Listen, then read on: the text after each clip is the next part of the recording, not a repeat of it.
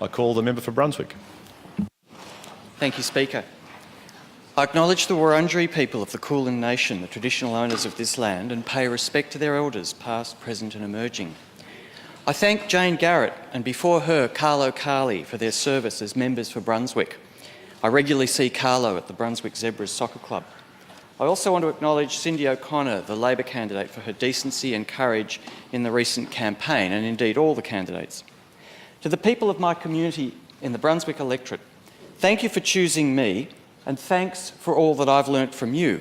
I'll work hard to ensure that your voice is heard in this chamber. I started my medical career as a GP in community health and then specialised in sexual health and HIV research and treatment.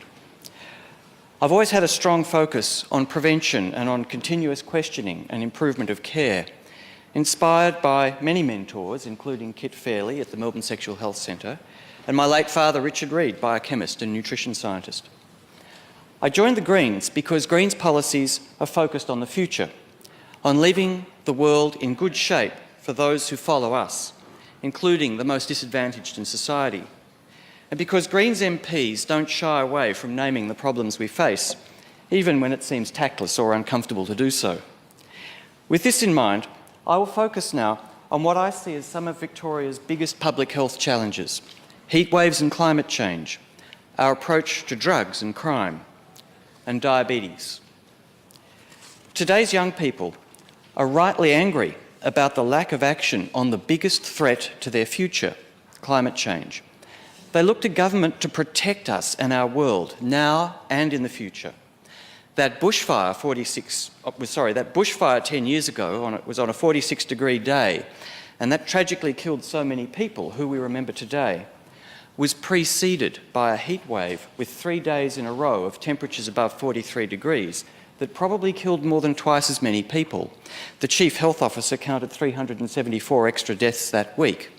And in the 2014 heat wave, another 167 extra deaths were counted. In the last 12 months alone, heat waves killed up to 1,000 people in the UK, more in Canada, Pakistan and India. And global warming is also turning cold, wet, mossy forests into fuel. Even forests that have never previously known fire are burning. That's why we're now losing 1,000-year-old pines in the cool rainforests of Tasmania. That's why the forests of northern Canada regularly explode into flames. I spent some of my childhood in a town in the forest in Canada, and I remember the snow lasting well into spring. But in the spring of 2016, a firestorm destroyed a sizable portion of a subarctic town well north of where I lived.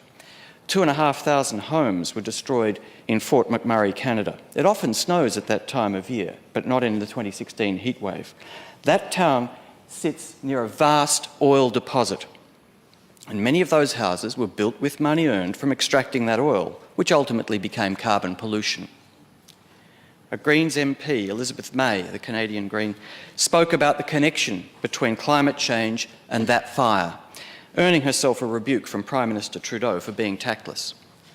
But by then, it was too late to talk about politeness and tact. It was already 10 years after Al Gore's film, An Inconvenient Truth, had told the world that decades of extracting and burning fossil fuel have heated our planet. And here in Victoria, in 2016, we also knew that our brown coal was just as responsible for that fire in Canada as it is for the increasing frequency and worsening of fires here.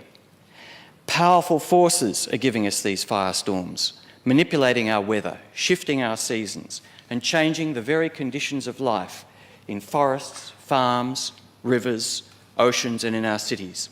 And still, even now, Victorian furnaces burn tens of millions of tonnes of coal each year, even now 13 years after Al Gore's film.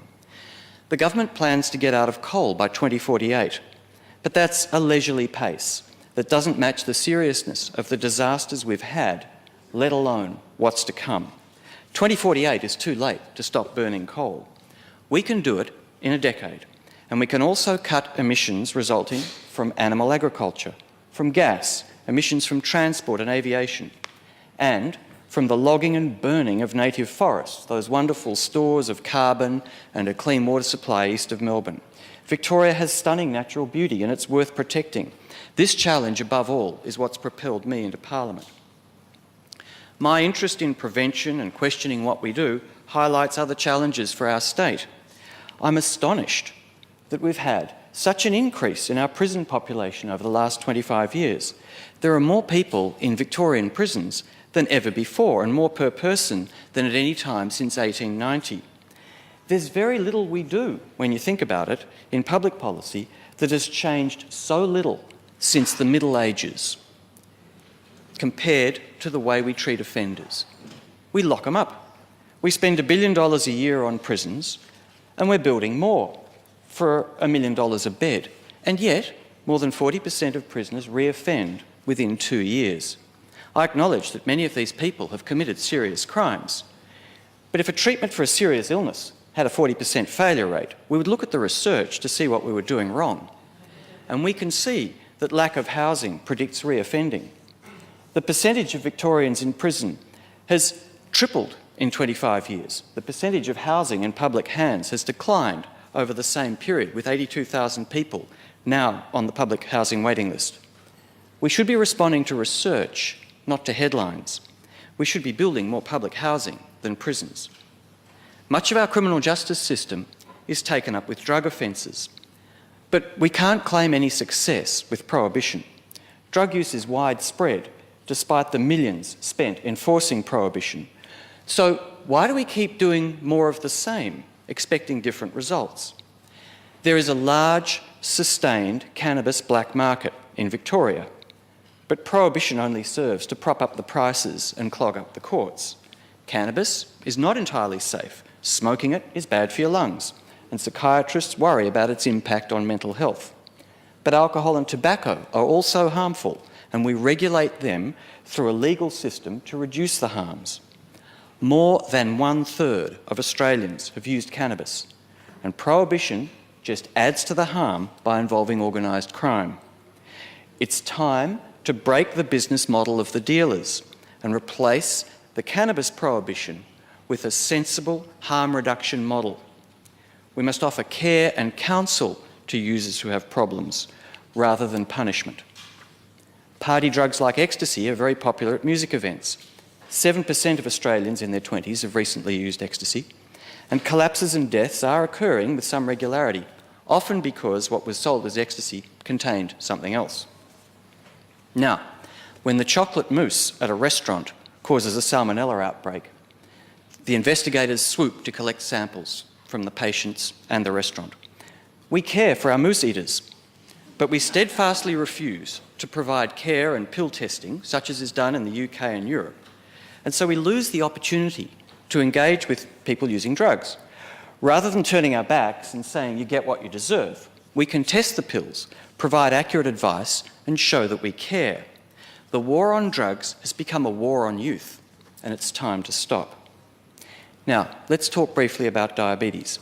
How many of your friends have diabetes? The prevalence of type 2 diabetes has grown at an alarming rate in Australia, hastened by our high consumption and sedentary lifestyles.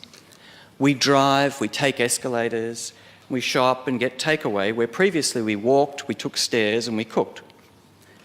Obesity, type 2 diabetes, and an increasing risk of heart attack and stroke all go together, fueled by lack of exertion and the processed food and sugary drinks that are now so cheaply and widely available and so heavily advertised. Ever taken your kid to the supermarket and tried to get out past the lolly counter? You've got to try and convince them it's broccoli.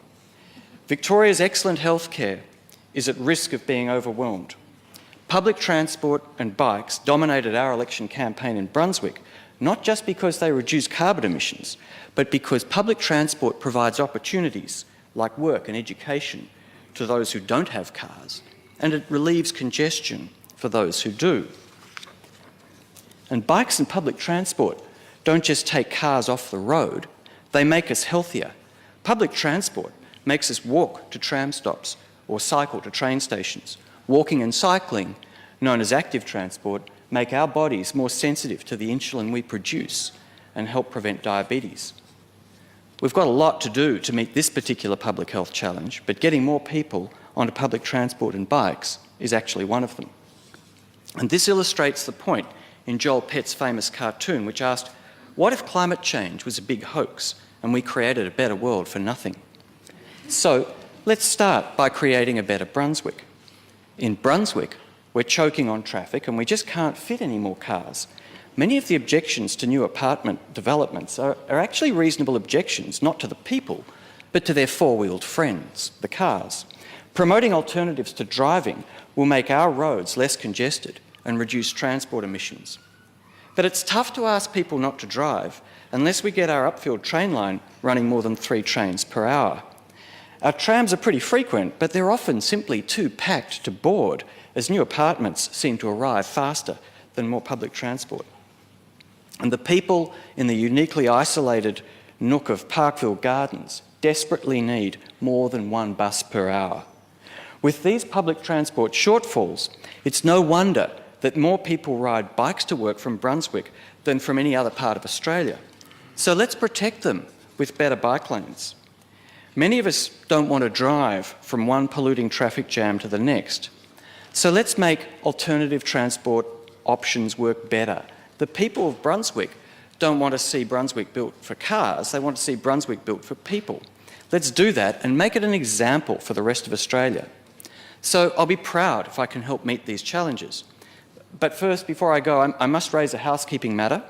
Why do we still let money influence who gets into Parliament? Parliament recently took admirable steps in limiting the size of political donations. But donations from fundraising entities, unions and candidates remain uncapped. So let's finish the job and cap them. And to make really sure, let's also cap campaign spending, as is done in many countries. But that's not the only problem. In November, upper house seats were bought for as little as $50,000 by manipulation of group voting tickets. I'm not sure what's more embarrassing, the manipulation of the preferences or the low price.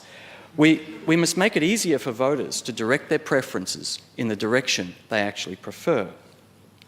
I conclude by thanking all who've worked so hard and who've sacrificed so much to turn Brunswick green for the first time.